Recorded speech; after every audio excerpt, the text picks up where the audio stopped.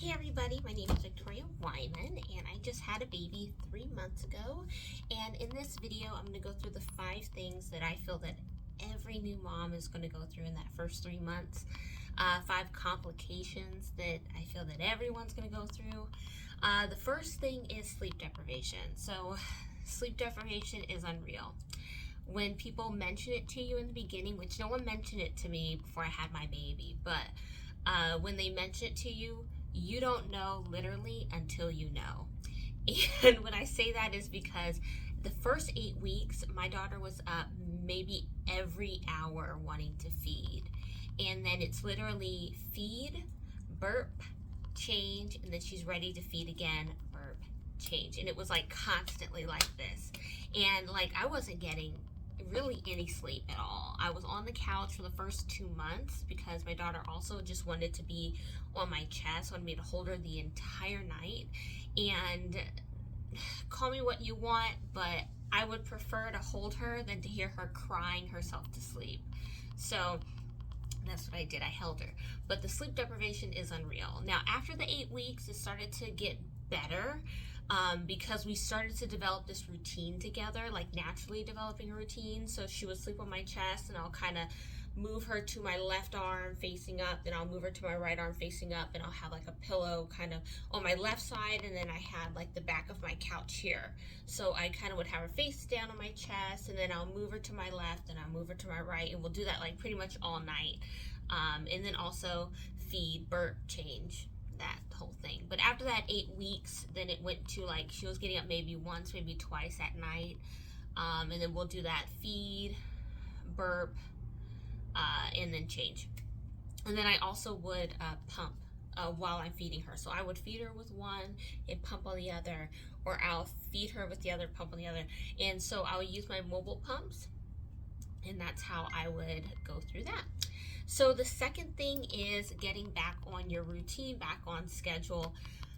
I'm 3 months in and I'm just barely, I don't even think I'm really back on track. I don't really know what that even means, to be honest with you. So try to have grace because it's going to be very difficult. It doesn't matter if you're waiting until you're ready or you're not, you just had a baby kind of not prepared. It doesn't matter how prepared you are.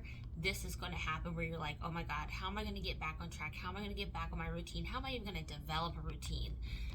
Try to be patient with yourself. And that's something that I have to keep having to remind myself every single day, because if you don't, that negativity will send you downhill.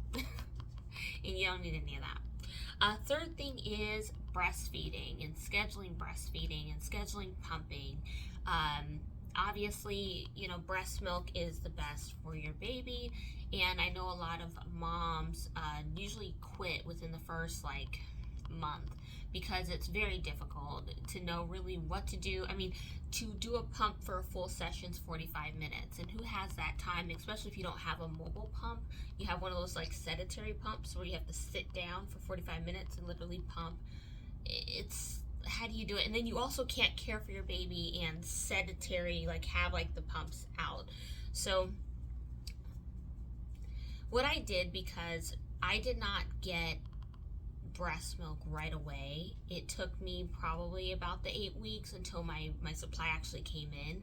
So I was giving her my breast, but she wasn't getting enough, so I was giving her formula. So it was upsetting her stomach a lot. She was up, she was fussy, she was moody, she was just uncomfortable. So somebody I knew, a friend of mine, she said, listen, just do strictly breast for the weekend, just give it the weekend. And then I did, and then my supply finally came in. So if that's the case, you want to just do one or the other. I did mix it, and it did not sit well for her, so I just did strictly breast milk, and that's it. And then I breastfed during the weekend when I was at home the entire time, because during the week I work. So that's what I did. Now, as for scheduling it at work, once you're in 3 months, you pretty much have a system. I think I had a system after 2 months. Literally I'll wake up, pump, work out, pump, go to my office, pump, get back home, pump, and that's I'll get probably each session, I'll get a good 8 ounces for each session. So I was always producing a pretty good amount, enough for her to get by. But obviously that is a decision between you if you're able to work that into your schedule or not.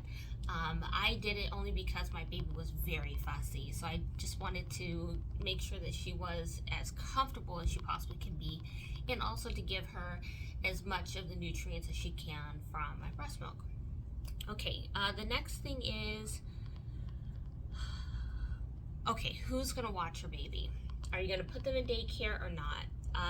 Now, a lot of people can't afford childcare, so this is really difficult, and I feel bad because, you know, I feel that it would be nice if in the United States the government gave you some sort of help when it came to this, because this is real. A lot of people just get like a month of maternity leave, and you know, I have a new business, so I can't, like, if I was to hire any woman that wanted to have a baby, I can't actually absorb that cost and afford to, even though now that I have a baby, I would want them to have that, because you need that.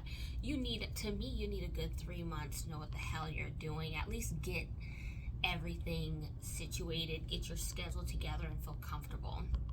I hired a nanny that comes in for 8 hours every day, Monday through Friday, and she just watches my baby, feeds her. She'll do some housework here and there, our laundry, things like that, which helps me out a lot. She'll cook for me, but a lot of people can't afford to do that, and so that's one thing that is, you know, I feel really bad. But you know, it's, if you have family that can help, that's great. If not, trying to find a child care service that can help you, or somebody that can, I guess, a child care service that can give you or give your baby that one-on-one, that, you know, attention that they're going to need, is very important. And it's sad because I feel that, you know, the government should definitely help moms out on this, especially if they want us to start having kids. They're going to stop us from stopping women from having abortions and things like that.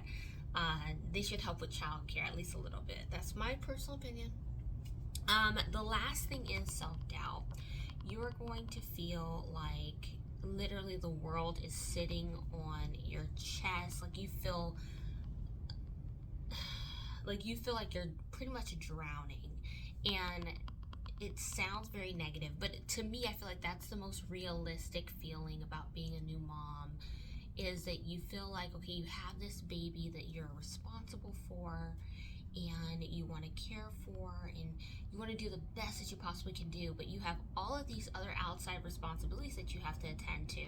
You know, being a wife, taking care of your body, make sure that you bounce back, having food for dinner for your family, you know, saving up for her college fund and your IRA, and then work nonsense, and making sure that you're budgeting and eating out, and it's just like so much. Oh, am I getting enough protein? Am I working out enough? Am I drinking enough water?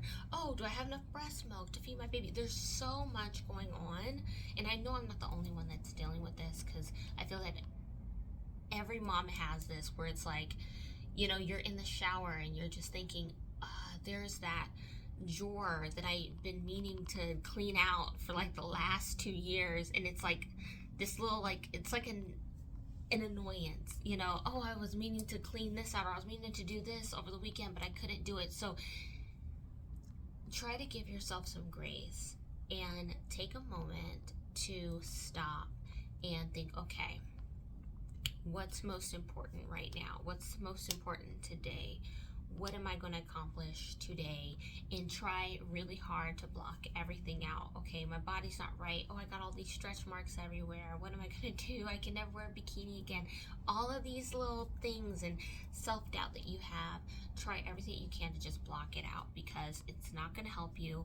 Being positive and thinking of what the next step is and how you're going to accomplish your next step, that's going to make you feel way better and more empowered. So these are the 5 complications that I've had, and I feel that every woman has in that first 3 months of being a new I hope this video helps. If so, please like and comment below what helped you or what you've been able to accomplish in your 3 months, because we all can learn from each other.